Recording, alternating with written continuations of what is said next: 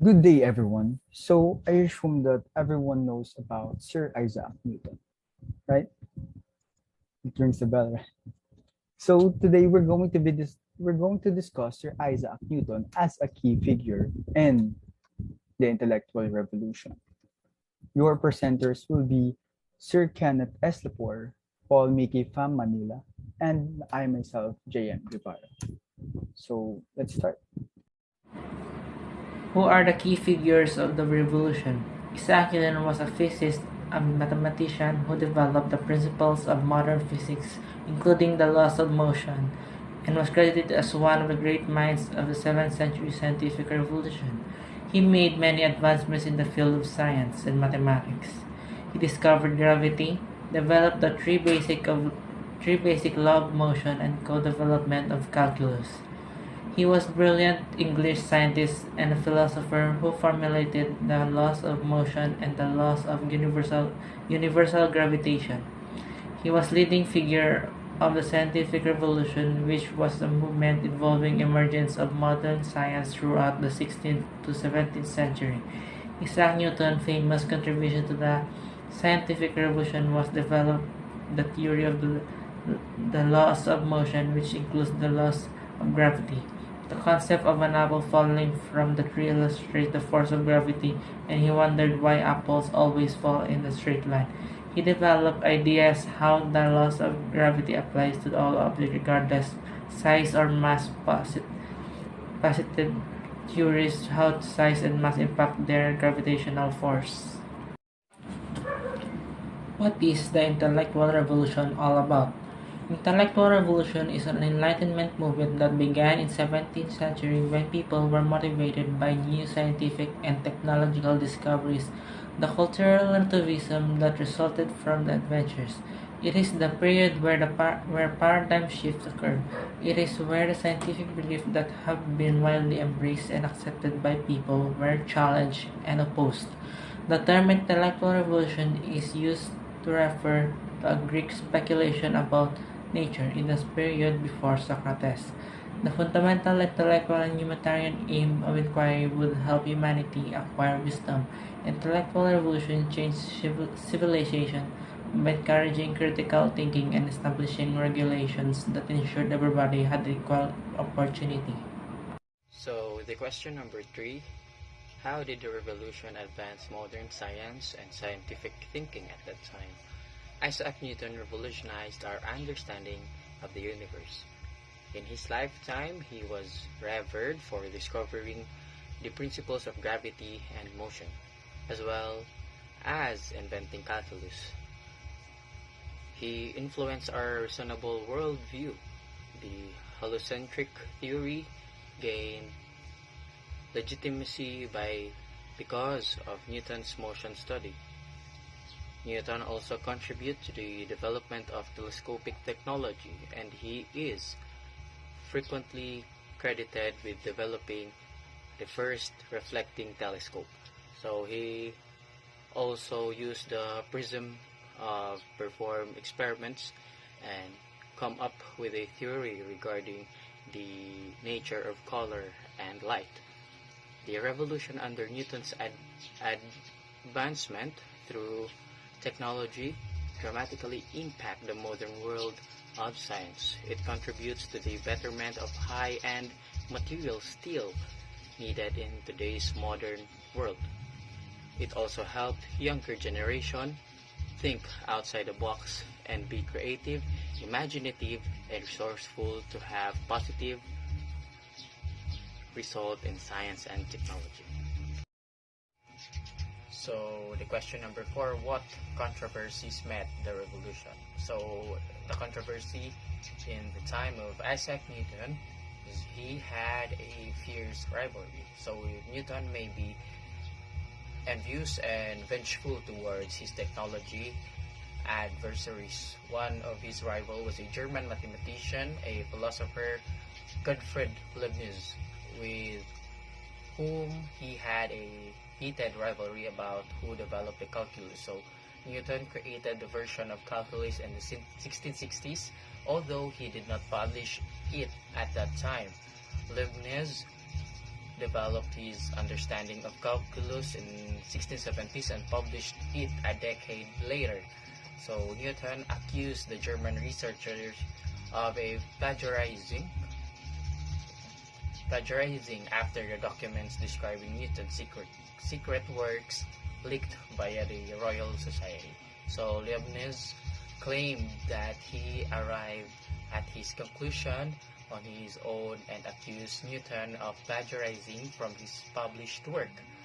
In an attempt to defend himself, Leibniz approached the Royal Society, and in 1712, Newton, the organization president since 1703, agreed to appoint an unbiased committee to investigate the matter. Instead, he crammed the committee with his admirers and even wrote the report, which officially credited him with the discovery of calculus.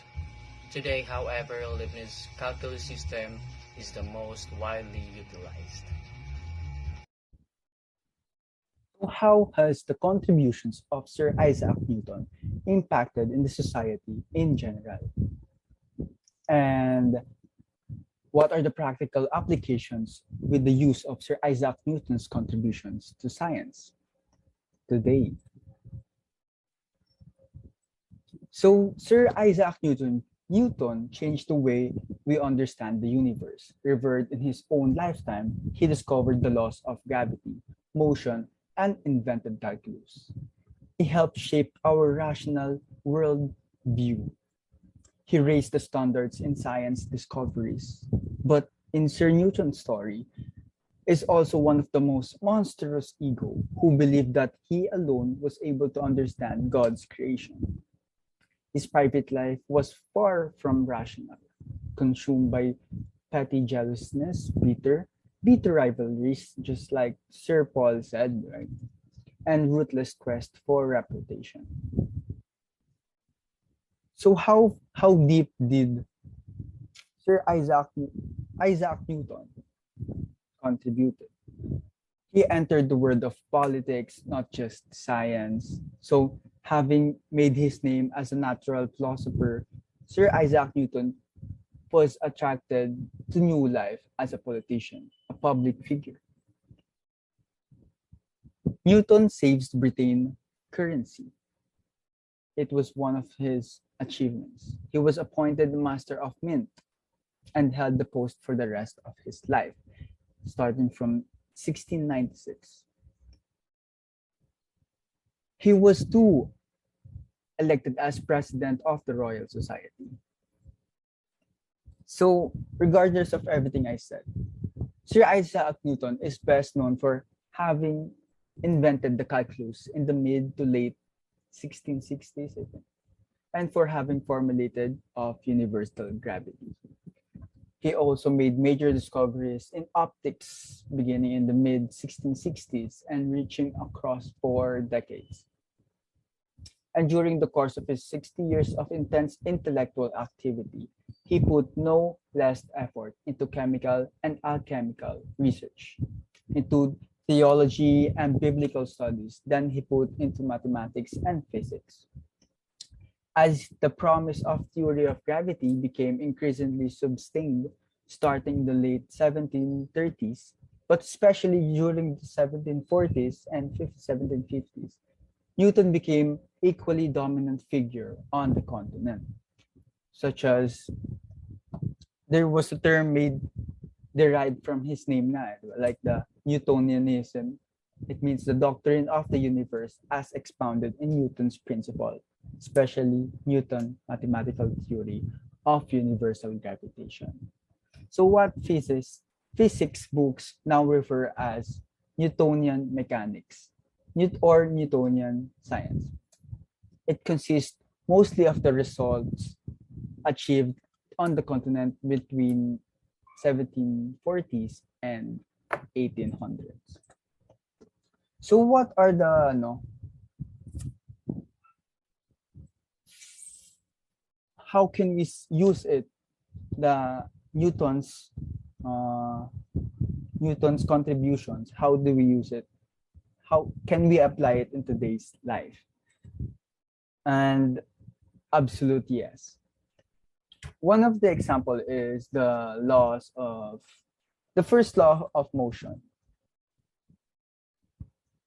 It is defined as Sir Isaac Newton. If we're going to talk about classical mechanics and application of Newton's laws of motion in daily life, we must first shed light on the founder of these laws and the one who has credited, bringing them to out Sir none, none other than Sir Isaac Newton. So the first law of motion, it means that the motion cannot change or decrease without the effect of unbalanced force. If nothing happens to you, you will never go anywhere. If you're going to a certain direction, unless something happens to you, you always go that way forever. So what are the examples? First is like a ball. A ball at rest, diba? With no outside force, this ball, like imaginary ball, this ball will never move forever. And with no outside force, and when the ball moves and no outside force will affect it, it will never stop. So like next is the law of inertia. You can see it in our daily lives, like the electric fan. The electric fan continues to move for a period after the electricity is turned off because the momentum is still there. Diba? So how funny is that this background, this simple apple falling from a tree can result to a bigger impact to the human race. So that's all. Thank you for listening.